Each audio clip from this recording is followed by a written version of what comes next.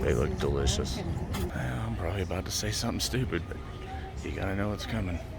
How's it going? What you doing, man? What I'm demonstrating here is early 19th century tailoring, the professional art of making clothing. Okay. Right now, I just finished stitching up the side of this new shirt. Once I tie this off, I'm going to be adjusting the hem of the shirt, and then it comes down to finishing.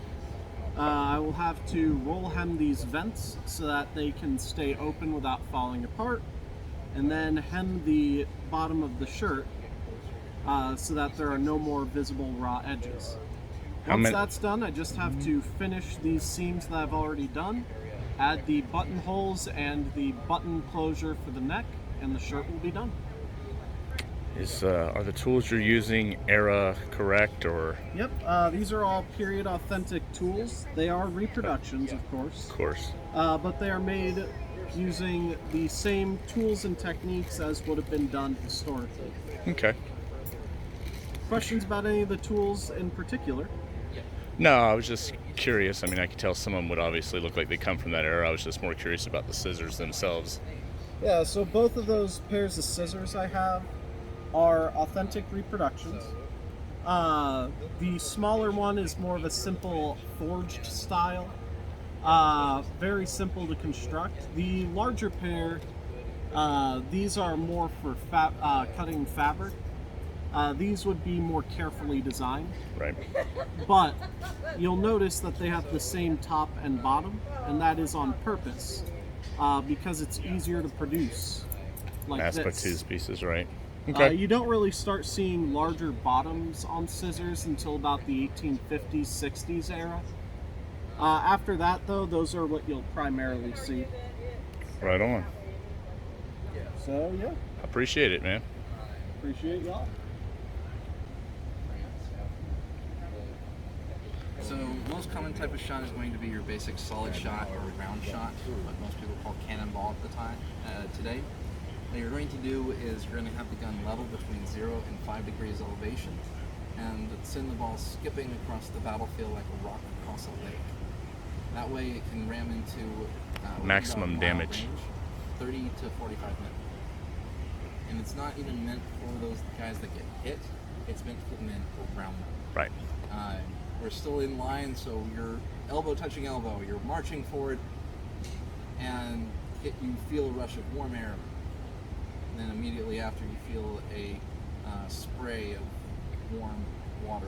It's demoralizing. Yeah. And the more you can get that into people's heads, the more you can cause a rout just by the use of artillery out almost a mile away, the more likely you are to have very few casualties of your own. And a very common practice at this time is to actually just incorporate the army of the conquered people into your own and keep going further. Yeah, the idea is to defeat and demoralize before they even get to your position. Exactly. Now, typically if you're going more for a siege, this is what you're going to start seeing. There are two types of shot that look like this. One's called shell, which is just a hollow iron shell filled in with gunpowder. From 1784 to about 1808, the other style is exclusively British. It's known as spherical casing shot. Once it becomes a bit more open, around 1810, it just takes on the name of the innovator, a man by the name of Captain of His Royal Majesty's Artillery Service, Henry Shrapnel. Shrapnel. So, in addition to the gunpowder, the only thing that he's added is ball bearing musket shot. But boy, was it a nice addition. 30 years after Shrapnel's innovation in 1814, actually we just, I think, passed the anniversary, the 207th anniversary of this. You have the battle at Fort McHenry. Francis Scott Key watches that and writes a very inconsequential poem, 5 stanzas long, where he describes these as the bombs bursting in air. If enemy infantry get within about 600, 700 yards, this is one part of grape shot. Basically, it's going to turn the cannon into a gigantic shot tower. So you'd have a steel sheet with 3 of these on it, another steel sheet on top of that, another 3, another steel sheet, another 3, with another steel sheet just to top it off and make it look pretty. When it's fired, all of that will burst apart and it'll go skittering downrange. Last of the official types of shot is called canister. This is a very thin tin or copper can filled with 60 to 90 of these 1-inch iron ball. Okay. You can think of grape shot as kind of the buckshot for the cannon. This is the bird. When it opens up at 100 yards, the cone that it creates will be 32 feet in diameter. So 16 feet right or left, you're in danger. If you're lucky enough to not get hit, it sounds like a bunch of angry bees coming at you. I believe ships use that to rip the sails. They did. Last unofficial type of shot is called Langridge. It's an amalgamation of anything. Anything you can get a hold of? Yeah. Now, they didn't put it into a bag. The reason for that is to help pressurize the shot.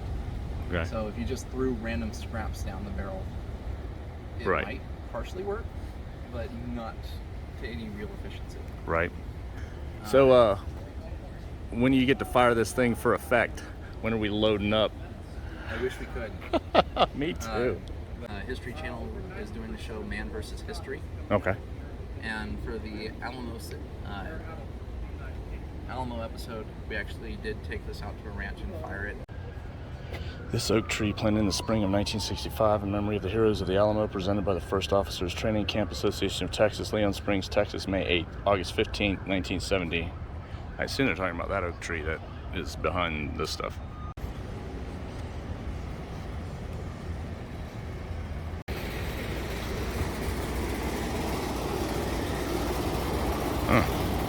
Had some good technology back then. And here's the cannons he was referring to. Late 18th century cannon. This cannon is characteristic of ones produced for the commercial market. What, did a bunch of businesses back then have cannons on their roofs? The letter B on the trunnion indicates this cannon was cast at the Bersham Ironwork near Wrexham in North Wales, probably no later than 1800. Although this cannon was not present at the Battle of the Alamo, it was used to defend a ranch near Carrizo Springs during the Second Cortina War in 1861. There's the specs. Moving right along. Cannon from the Battle of the Alamo. Typical of this type of cannon purchased by merchants in the 18th century to guard ports and ships. This 4-pounder was cast in Great Britain sometime after 1725. It was used by the Texans during the 1836 Battle of the Alamo. Once Texas won its independence, the Mexican army disabled this cannon by breaking off its cascabel and trunnions before leaving San Antonio. It and others were later found buried at the northwest corner of the Alamo near the present intersection of Houston and Alamo streets. Wow. And there's the specs. In case you're interested in ordering one.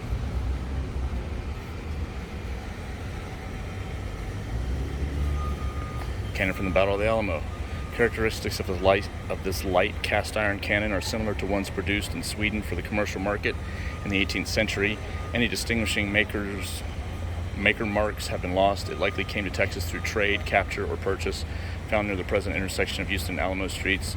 The missing cascabel and trunnions indicated it was used at the Battle of the Alamo.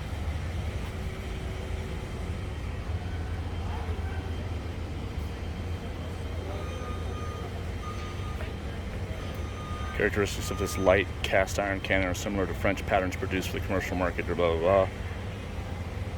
Came to Texas, trade, capture, purchase. Found in 1852. Workmen digging in a garden near Samuel Maverick's house, once located in the northwest corner of Houston and Alamo streets. Some more stats for you.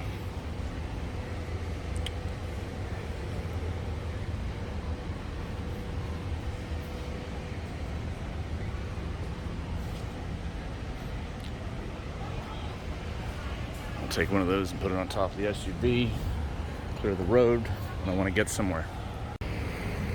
Archaeology for preservation once again. Digging back in time, 25 years ago, the engineers tried to block rising damp by pushing the special plate made of corrosion-resistant alloy through the Alamo church's foundations. Today, excavations here will tell preservation architects how well this metal plate called Monel plate is working. But that's not all. To investigate the Monel plate, archaeologists had to dig down 6 feet, which meant they uncovered soils that had not been disturbed for over 2 centuries. In doing so, they found a variety of brightly painted ceramics dating from the Alamo's earliest years, when it was a Spanish religious settlement called Mission San Antonio de Valero. Pueblo polychrome. And they did some stuff. Look at all that stuff that happened.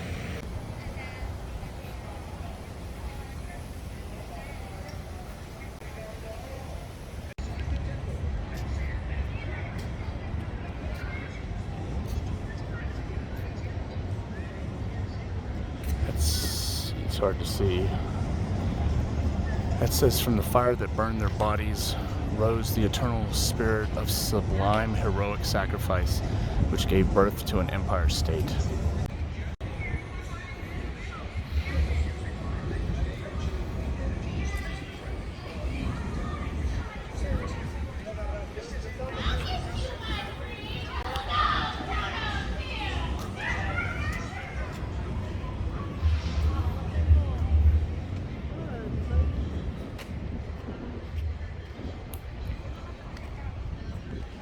In memory of the heroes who sacrificed their lives at the Alamo March 6, 1836, in defense of Texas, they chose never to surrender nor retreat. These brave hearts, with flags still proudly waving, perished in the flames of immortality that their high sacrifice might lead to the founding of this Texas.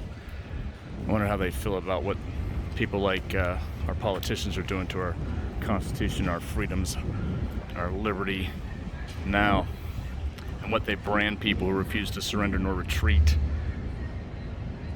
so that we can continue in those traditions.